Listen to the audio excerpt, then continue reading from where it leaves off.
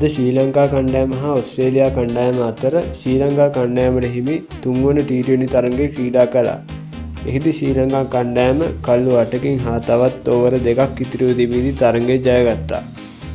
තරඟ සාරාංශය ගත් කල තරඟයේ කාසිවාසී ජයග්‍රහණය කළ ශ්‍රී ලංකා කණ්ඩායම පළමු පන්දු යැවීමට තෝරාගත්තා. එහිදී පළමු පන්දුවට පහර දීමට පැමිණි ඔස්ට්‍රේලියා කණ්ඩායමේ නායක මිචෙල් මාෂ් පන්දු 22කින් ලකුණු 54ක් රැස් කරා. ඔහු දුෂාන් හේමන්තගේ පන්දුවකට කල්ල මුවා කිරීමේ වරදට අසු වී දැවී ගියා. ට්‍රැවිස් හෙඩ් පන්දු 29 ලකුණු 56ක් ලබා ගත්තා. ඔහුද දුෂාන් හේමන්තගේ පන්දුවක් කමදු මිනිස් අතර උඩ පන්දුවක් ලබා දෙමින් දැවී ගියා. කැමරන් ග්‍රීන් දුරිත් වෙල්ලාලගේ පන්දුවක් හමුවේ ස්ටම්ප් කිරීමකින් දැවී ගියා. ටිම් ඩාවිඩ් ලකුණු 6කට කමදු මෙන්ඩිස්ගේ පන්දුවක් හමුවේ දුෂාන් හේමන්ත අතර උඩ පන්දුවක් ලබා දෙමින් දැවී ගියා. ජොෂ් ඉංග්ලිෂ් දුෂ්මන්ත ජමීරගේ පන්දුවක් හමුවේ දුරිත් වෙල්ලාලගේ අතර උඩ පන්දුවක් ලබා දෙමින් ලකුණු 27කට දැවී ගියා. ග්ලෙන් මැක්ස්වෙල් ලකුණු 22කට දුෂාන් හේමන්තගේ පන්දුවකට පැතුම් නිස්සංක අතර උඩ පන්දුවක් ලබා දෙමින් දැවී ගියා. මාකස් ස්ටෝනිස් දුෂ්මන්ත ජමීරගේ පන්දුවකට මහේෂ් තීක්ෂණ අතර උඩ පන්දුවක් ලබා දෙමින් ලකුණු 4කට මෙවර දැවී ගියා.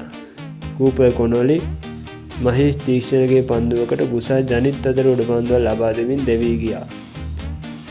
බාර්ලේට් දුවද්දි දැවී යාමට ලක් වුණා. ඇඩන් සම්පාද දුවද්දි දැවී යාමට ලක් වුණා. ඒ අනුව ඔස්ට්‍රේලියා කණ්ඩායම ලකුණු 181කට සියලුම පිතිකරුවන් දැවී ගියා. පන්දු යැවීම අතින් දුෂාන් හේමන්ත කල්ලු 3ක්ද දුෂ්මන්ත ජමීර කල්ලු 2ක්ද මහේෂ් තීක්ෂණ දුරිත් වෙල්ලාලගේ හා කමිඳු මෙන්ඩිස් එක් අඩුල්ල බැගින්ද දවා ගත්තා. පසුව ලකුණු 182ක් හඹා යාමට පිටියට පිවිසි ශ්‍රී ලංකා කණ්ඩායමේ ආරම්භක පිතිකරු පැතුම් නිස්සංක පන්දු 52කින් ලකුණු 100ක් නොදැවී ලබා ගත්තා. ඔහු පිටේ සිසාරා පහරවල් එල්ල කරමින් 4 පහර 10ක් හා 6 පහර 5ක් එල්ල කරා. කුසා ජනිත් අද තරඟයේදී එක් ලකුණකට මාකස් ස්ටෝනිස්ගේ පන්දුවක් නේත නෙලිස් අතර උඩ පන්දුවක් ලබා දෙමින් දැවී ගියා. කුසල් මෙන්ඩිස් මාකස් ස්ටෝනිස්ගේ පන්දුවකට කූපර් කොනොලි අතර උඩ පන්දුවක් ලබා දෙමින් දැවී ගියා.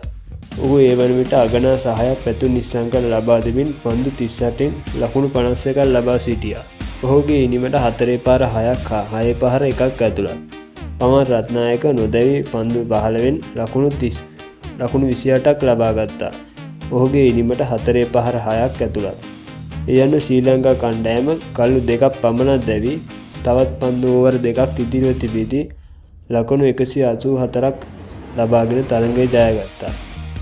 ඔස්ට්‍රේලියා කණ්ඩායමේ විකට් ලබා ගැනීම අතින් මාකස් ස්ටෝනිස් කල්ලු 2 ලබා ගත්තා. අද තරඟයේ වීරයා පන්දු 52න් ලකුණු 100ක් ලබාගත් පැතුම් නිස්සංක. ඒ අනුව ශ්‍රී ලංකා කණ්ඩායම අද තරඟයේ ජයග්‍රහණය සමග 2026 T20 ලෝක කුසලානයේ සුපිරි 8 දෙනාගේ වටයට සුදුසුකම් ලබනු ඇති. ඒ අනුව ඔස්ට්‍රේලියා කණ්ඩායම මෙවර සුපිරි 8 දෙනාගේ වටයට සුදුසුකම් ලැබීම ඉතා විනිශ්චිත වනු ඇති.